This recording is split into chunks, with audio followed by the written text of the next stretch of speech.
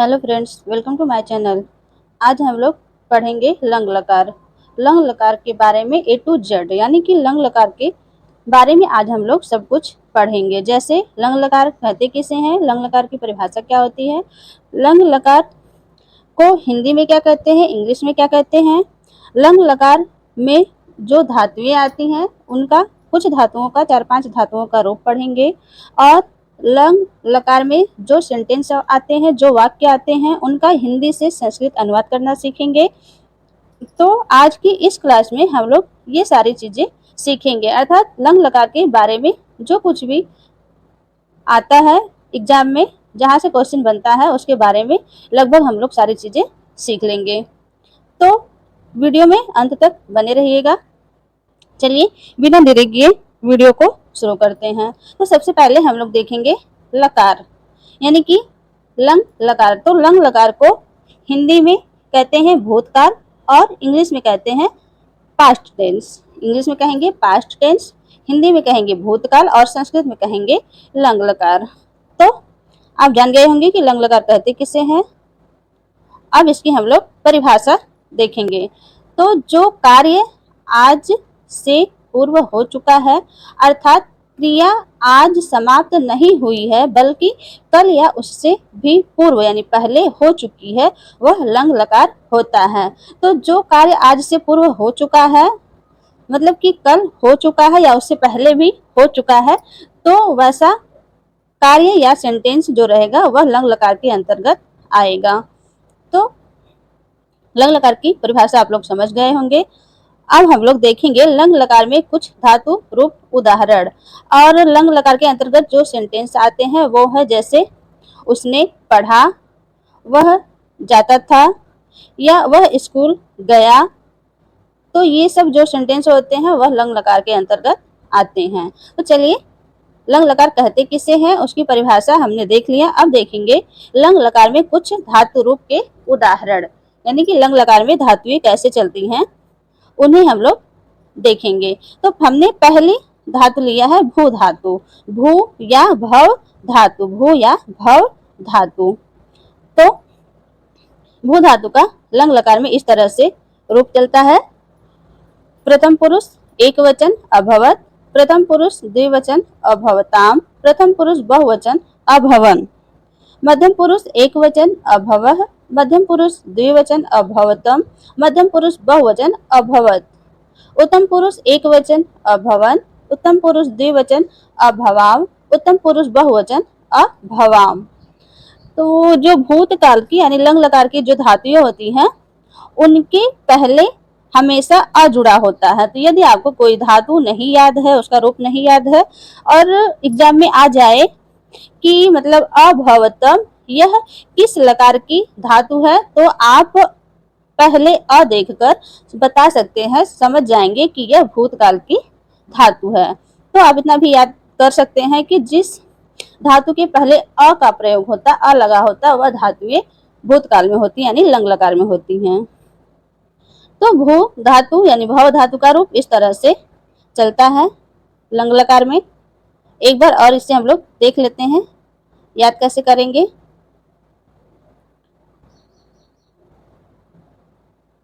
तो इसे शॉर्ट में आप याद कर सकते हैं। अभवत अभवताम अभवन, अभवः अभवतम अभवत, अभवन अभवाव अभवाम। चलिए फ्रेंड्स अब चलते हैं आगे। तो हमने एक धातु देखा लंग लकार में, दूसरी धातु का रूप है अस धातु, अस धातु। तो इसका रूप चलता है प्रथम पुरुष एक वचन आसीत, प्रथम पुरुष द्विवचन आस्ताम, प्रथम पुरुष बहुवचन आसन, मध्यम पुरुष एक वचन आसीह, मध्यम पुरुष द्विवचन आस्तम, मध्यम पुरुष बहुवचन आस्त, उत्तम पुरुष एक वचन आसम, उत्तम पुरुष द्विवचन आस्व, उत्तम पुरुष बहुवचन आस्म। इसे आप लोग डायरेक्ट याद कैसे करेंगे, तो चलिए इसे भी देख लेते हैं। आसीत आस्तम आसान, आसीह आस्तम आस्त, आसम आस्व आस्म, आसीत आस्ताम आसन, आसीह आस्तम आस्त, आसम आस्व आस्म। तो इस तरह से लंग लकार में अस धातु का रूप चलता है। अब हम लोग देखेंगे हस धातु, यानी हस धातु का रूप लंग लकार में कैसे चलता है। तो प्रथम पुरुष एक वचन अहसत, प्रथम पुरुष द्विवचन अहस्ताम, प्रथम पुरुष बहुवचन अहसन, मध्यम पुरुष एक वचन अहसह, मध्यम पुरुष द्विवचन अहस्तम, मध्यम पुरुष बहुवचन अहसत, उत्तम पुरुष एक वचन अहसम, उत्तम पुरुष द्विवचन अहसाव, उत्तम पुरुष बहुवचन अहसाम, अहसत अहस्ताम अहसन, अहसह अहस्तम अहसत, अहसम अहसाव अहसाम। तो इस तरह से लंग लकार में अर्श धातु का रूप चलता है और हर्ष धातु का रूप चलता है। चलिए अब चलते हैं आगे किसी और धातु की ओर।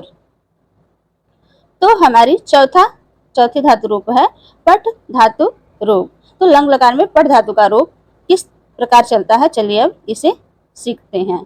तो प्रथम पुरुष एक वचन अपठत, प्रथम पुरुष द्विवचन अपठताम, प्रथम पुरुष बहुवचन अपठन, मध्यम पुरुष एक वचन अपठः, मध्यम पुरुष द्विवचन अपठतम, मध्यम पुरुष बहुवचन अपठत, उत्तम पुरुष एक वचन अपठम, उत्तम पुरुष द्विवचन अपठाव, उत्तम पुरुष बहुवचन अपठाम।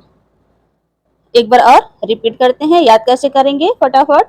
तो इस तरह से याद करेंगे, अपठत अपठताम अपठन, अपठः अपठतम अपठत, अपठम अपठाव अपठाम, अपठत अपठताम अपठन, अपठः अपठतम अपठत, अपठम अपठाव अपठाम। तो फ्रेंड्स देखा आपने, जितने भी हमने लंग लकार में धातु का रूप देखा, सब में सबसे पहले अ जुड़ा था। तो इस तरह से आप एक ट्रिक बना सकते हैं कि जिन धातुओं के पहले अ जुड़ा होता है वह धातुएं लंग लकार में होती हैं। तो हमने लंग लकार कहते किससे हैं, लंग लकार को हिंदी में क्या कहते हैं, इंग्लिश में क्या कहते हैं, संस्कृत में क्या कहते हैं, उस परिभाषा क्या होती है, और लंग लकार में हम लोग 4 धातु रूप को देखा। अब चलिए हम देखेंगे लंग लकार के उदाहरण, यानी लंग लकार में कुछ वाक्य हिंदी में उसे क्या कहेंगे और संस्कृत में उसे क्या कहेंगे। तो चलिए अब देखते हैं। तो लंग लकार के उदाहरण, पहला प्रथम पुरुष में हम लोग देखेंगे। प्रथम पुरुष में एक वचन के अंतर्गत है उसने पढ़ा, उसने पढ़ा, तो इसको संस्कृत में कहेंगे सह अपठत, सह अपठत। सह मतलब क्या होता है, वह या उसने, सह मतलब वह या उसने, तो हमारा हो जाएगा उसने पढ़ा का संस्कृत अनुवाद सह अपठत। अपठत क्यों हुआ, क्योंकि ये जो वाक्य है यह भूतकाल में है, तो हमने इसे सह अपठत कर दिया। अब प्रथम पुरुष द्विवचन में जो वाक्य आएगा वह होगा उन दोनों ने पढ़ा। क्योंकि द्विवचन के अंतर्गत 2 लोग आते हैं, इसलिए यहाँ पे हो जाएगा उन दोनों ने पढ़ा, और इसका संस्कृत अनुवाद होगा त अपठताम, त अपठताम। द्विवचन में किसका प्रयोग होता है, अपठताम का, तो हमने लगा दिया अपठताम। तो मतलब उन दोनों ने या दोनों ने, अपठताम मतलब पढ़ा, तो उन दोनों ने पढ़ा का संस्कृत अनुवाद हो जाएगा त अपठताम। प्रथम पुरुष बहुवचन के अंतर्गत उन सब ने पढ़ा, उन सब ने पढ़ा का संस्कृत अनुवाद होगा ते अपठन, ते अपठन। जो बहुवचन होता है उसमें जो क्रिया लगती क्या लगती है, अपठन, तो यहाँ पे हो गया ते अपठन। ते मतलब उन सब ने, अपठन मतलब पढ़ा। अब प्रथम पुरुष हमारा कंप्लीट हुआ। अब हम लोग मध्यम पुरुष के वाक्य को सीखेंगे। तो मध्यम पुरुष एक वचन के अंतर्गत जो वाक्य आएगा वह होगा तुमने पढ़ा, तुमने पढ़ा, तो इसका संस्कृत अनुवाद हो जाएगा तुम अपठः, तुम अपठः। मध्यम पुरुष द्विवचन के अंतर्गत आएगा तुम दोनों ने पढ़ा, तुम दोनों ने पढ़ा का संस्कृत अनुवाद होगा युवाम अपठतम, युवाम अपठतम। जो धातु होती है द्विवचन में अपठतम होता है, और हमारा जो कर्ता द्विवचन का है, इसलिए हमने धातु का जो प्रयोग किया वह अपठतम किया है। चूंकि द्विवचन की, मध्यम पुरुष द्विवचन की जो धातु होती है वह अपठतम होती है, इसलिए हमारा हो गया युवाम अपठतम। मध्यम पुरुष बहुवचन के अंतर्गत जो वाक्य आएगा वह होगा तुम सबने पढ़ा, इसका संस्कृत अनुवाद हो जाएगा यूयम अपठत, यूयम अपठत। यूयम मतलब तुम सबने या तुम सबने सब, अपठत मतलब पढ़ा। अब उत्तम पुरुष एक वचन के अंतर्गत क्या आएगा, तो उत्तम पुरुष एक वचन के अंतर्गत आने वाला वाक्य होता है मैंने पढ़ा या मैं पढ़ा का संस्कृत अनुवाद हो जाएगा अहम अपठम। अहम अपठम, जो करता रहता है, जिस पुरुष और वचन का करता रहता है उसी पुरुष और वचन की क्रिया लगाई जाती है। तो ये जो करता है अहम या मैंने, उत्तम पुरुष एक वचन की है तो क्रिया हमने लगा दी उत्तम पुरुष एक वचन, और उत्तम पुरुष एक वचन की क्रिया जो है वह अपठम है। तो इसी तरह संस्कृत से हिंदी से संस्कृत अनुवाद किया जाता है। तो मैंने पढ़ा का संस्कृत अनुवाद हो जाएगा अहम अपठम। उत्तम पुरुष द्विवचन के अंतर्गत जो वाक्य आएगा वह होगा हम दोनों ने पढ़ा। हम दोनों ने पढ़ा, तो आवाम अपठाव। आवाम अपठा। उत्तम पुरुष बहुवचन के अंतर्गत जो वाक्य आएगा वह होगा हम सबने पढ़ा। हम सबने पढ़ा।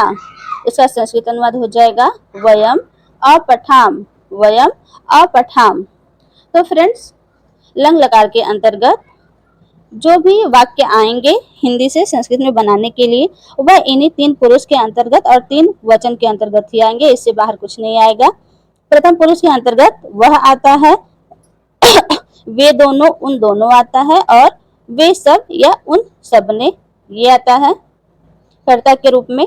मध्यम पुरुष के अंतर्गत तुम आता है, तुम दोनों आता है, तुम सब आता है। उत्तम पुरुष के अंतर्गत जो कर्ता आता है वह हम आता है, या मैं आता है, या मैंने आता है। और द्विवचन के अंतर्गत हम दोनों आता है, और बहुवचन के अंतर्गत हम सब आता है। तो जिस पुरुष का और वचन का कर्ता आएगा उसी पुरुष और वचन की क्रिया लगा देंगे, आपका हिंदी से संस्कृत अनुवाद बन जाएगा। तो आशा करती हूँ आपको समझ में आया होगा। चलिए अब चलते हैं आगे। आगे हमने कुछ और लंग लकार में हिंदी वाक्य लिए हैं और उसको संस्कृत में क्या कहेंगे उसे लिया है। तो चलिए अब इसे भी देख लेते हैं। आशा करती हूँ वीडियो आपको पसंद आ रही होगी। चलिए, तो वाक्य है कल मेरे पैर बहुत थक गए थे। कल मेरे पैर बहुत थक गए थे। इसको संस्कृत में कहेंगे ह्यः मम चरणौ भूरिश्रान्तो अभवताम। ह्यः मम चरणौ भूरिश्रान्तो अभवताम। ह्यः मतलब कल, मम मतलब मेरे, चरणौ मतलब पैर, भूरि श्रान्तो मतलब बहुत, थक अभवताम थक गए थे, बहुत थक गए थे। दूसरा वाक्य है परसों मेरे टखनों में बहुत पीड़ा हुई। परसों मेरे टखनों में बहुत पीड़ा हुई। इसको संस्कृत में कहेंगे परसों। परसों, यह परह्यः भी होगा और परसों भी कह सकते हैं। तो परह्यः मम गल्फयोः महति पीड़ा अभवत। परह्यः मम गुल्फयोः महति पीड़ा अभवत। परह्यः मतलब परसों या परस्वः मतलब परसों, मम मतलब मेरे, गल्फयोः गुल्फयोः मतलब टखनों में, घुटनों में, महति मतलब बहुत, पीड़ा मतलब पीड़ा, अभवत मतलब होना या हुआ या हुई। तो इस तरह से हमारा हो जाएगा परह्यः मम गुल्फयोः महति पीड़ा अभवत। अगला वाक्य है इस कारण तुम भी दुखी हुए। इस कारण तुम भी दुखी हुए। तो इसको संस्कृत में कहेंगे अनेन कारणेन तुम अपि दुखी अभवः। अनेन कारणेन तुम अपि दुखी अभवः। अनेन मतलब इसी कारण, अनेन मतलब इसी, कारणेन मतलब कारण से, तुम मतलब तुम, अपि मतलब भी, दुखी मतलब दुखी या परेशान, अभव मतलब हुए। तो इस कारण तुम भी दुखी हुए का अनुवाद हो जाएगा अनेन कारणेन तुम अपि दुखी अभवः। अगला वाक्य है अब दुखी मत हो। अब दुखी मत हो को संस्कृत में कहेंगे संप्रति दुखी मा अस्म भवः। संप्रति दुखी मा अस्म भवः। अगला वाक्य है तुम दोनों बीते वर्ष प्रथम श्रेणी में उत्तीर्ण हुए थे। तुम दोनों बीते वर्ष प्रथम श्रेणी में उत्तीर्ण हुए थे को संस्कृत में कहेंगे युवाम व्यतीते वर्षे प्रथम श्रेण्याम उत्तीर्ण अभवतम। युवाम व्यतीते वर्षे प्रथम श्रेण्याम उत्तीर्ण अभवतम। युवा मतलब तुम दोनों, व्यतीते मतलब बीते हुए, वर्षे मतलब वर्ष में, प्रथम श्रेण्याम प्रथम श्रेणी में, उत्तीर्ण मतलब उत्तीर्ण हुए, पास हुए, अभवतम मतलब हुए। तो इस तरह से हमारा हो जाएगा युवाम व्यतीते वर्षे प्रथम श्रेण्याम उत्तीर्ण अभवतम। तो इस तरह से लंग लकार के बारे में हमने सब कुछ, मतलब जहाँ से क्वेश्चन बन सकता है वो सारी चीजें हमने देखा और सीखा। आशा करती हूँ वीडियो आपको पसंद आई होगी। अभी तक आपने वीडियो को लाइक नहीं किया है तो प्लीज वीडियो को लाइक कर दीजिए और अपने दोस्तों में भी शेयर कर दीजिए, जिससे कि उनको भी यह महत्वपूर्ण क्लास मिल सके और उन्हें भी लंग लकार के बारे में पूरी जानकारी हो सके। तो चलिए मिलते हैं अब अगली वीडियो में किसी और टॉपिक के साथ। कोई डाउट होगा तो उसे आप कमेंट करके जरूर बताइएगा। अगली वीडियो आप किस टॉपिक पर चाहते हैं इसे भी आप कमेंट करके बता सकते हैं। चैनल पर नए हैं तो प्लीज चैनल को सब्सक्राइब कर लीजिए और जो ऑल वाला बेल आइकॉन होता है उसे प्रेस कर लीजिए, जिससे कि हमारी हर वीडियो की अपडेट आप तक पहुंचती रहे। तो चलिए मिलते हैं अगली क्लास में किसी और टॉपिक के साथ। तो सुनीता चौरसिया चैनल से जुड़ने के लिए आपका दिल से बहुत बहुत धन्यवाद।